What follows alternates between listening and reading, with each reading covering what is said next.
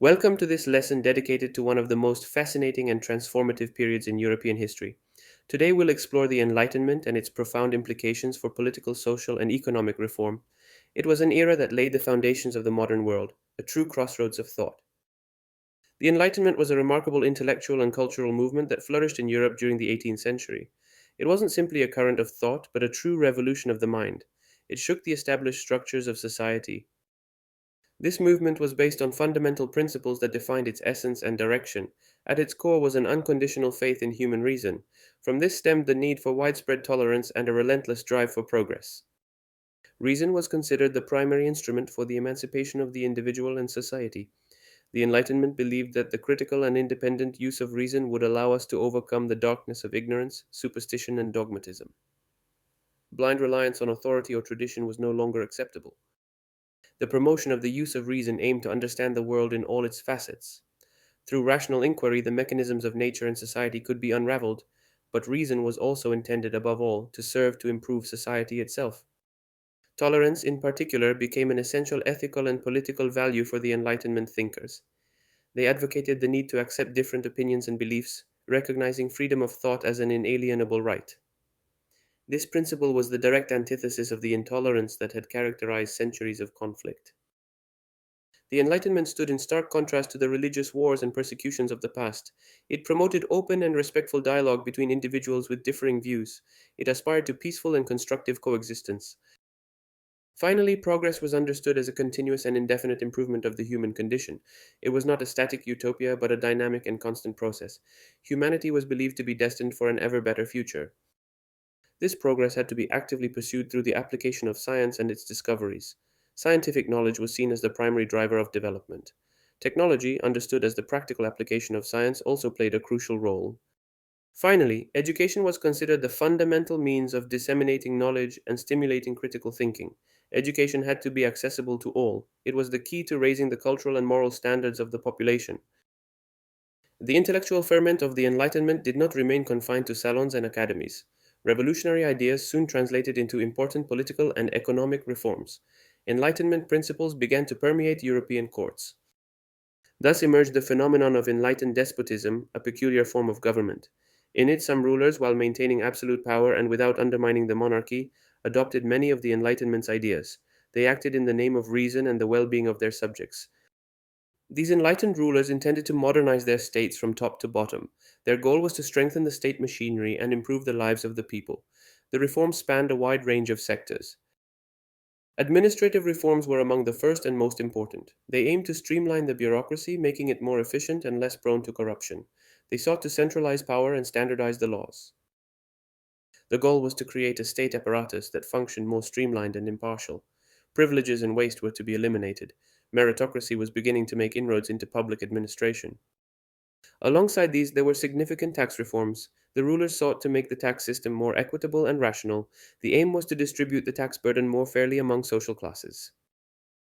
This often meant a reduction in the privileges of the nobility and clergy, traditionally exempt from many taxes. These ruling classes were now required to contribute more substantially. This was not always met without resistance. Increasing state revenue was another primary goal of these fiscal reforms. With increased resources, the state could finance new infrastructure, the army, and public services. This was essential for modernization. These reforms spread widely throughout Europe, from Frederick II's Prussia to Maria Theresa and Joseph II's Austria to Catherine the Great's Russia. Even in Italy, in states such as Austrian Lombardy and the Grand Duchy of Tuscany, important innovations were witnessed. They were fundamental to the evolution of the modern state as we know it today. They helped define the concepts of citizenship and public service. They laid the foundation for a more centralized and secular administration. Furthermore, these reforms, while not revolutionary in the strictest sense, laid the foundation for future events. They were a prelude to the French Revolution. They paved the way for the emergence of nation states through the dissemination of ideals of equality and justice. In the context of the Enlightenment, economics was also the subject of profound critical reflection. New economic theories emerged that openly challenged the prevailing mercantilism. Mercantilism was the prevailing economic doctrine based on the accumulation of precious metals. The first of these new schools of thought was Physiocracy, which developed in France. Founded by François Quesnay, a physician and philosopher, it represented a radical break with previous ideas. Quesnay and his followers viewed the economy as a natural order. Physiocracy maintained that a nation's true wealth derived exclusively from agriculture. They considered agriculture the only activity capable of producing a net product, that is, a surplus. Industry and commerce were considered sterile sectors, limited to the transformation or exchange of goods. The physiocrats advocated minimal government intervention in the economy, a concept summed up in the famous phrase laissez faire, laissez passer. They believed that the free play of economic forces naturally led to maximum well being. This was a revolutionary principle for the time. Subsequently, liberalism emerged with a prominent figure in Adam Smith.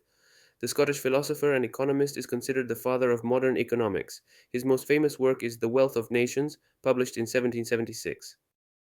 Adam Smith strongly supported economic freedom and free competition. He believed that the individual, by pursuing his own interests, inadvertently contributed to the general well being.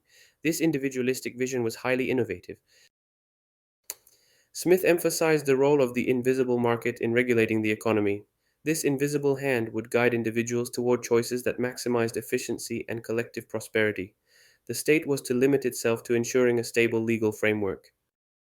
Adam Smith's liberalism became the theoretical foundation of modern capitalism. His principles of free enterprise, competition, and limited state intervention remain the foundation of many global economies today. This doctrine forever changed the way we understand production and wealth. His theories profoundly influenced 19th century economic policy. Many European states adopted free trade and deregulation policies. This provided a decisive impetus to industrialization and economic growth. In short, the Enlightenment was an era of great and irreversible transformation. With its unshakable faith in reason and progress, it represented a crucial turning point in human history. A new way of thinking and acting spread. Among the key turning points we've analyzed, the emergence of enlightened despotism and the implementation of its reforms stand out. These reforms changed the face of European states, modernizing their administrative and fiscal structures. It was an attempt to reconcile monarchical power with progressive philosophy. No less important was the emergence of new economic theories such as physiocracy and liberalism. These schools of thought challenged existing paradigms and laid the foundations for the market economy. Adam Smith, in particular, became a cornerstone of economic thought. The Enlightenment, with all its facets, laid the inescapable foundations for modernity. Its ideas of freedom, equality, and individual rights still resonate today. They are the pillars of our democratic societies. The legacy of this age of enlightenment is immense. It paved the way for a future of greater freedom of thought, social justice, and economic well being. Its impact reverberates to this day, reminding us of the power of reason,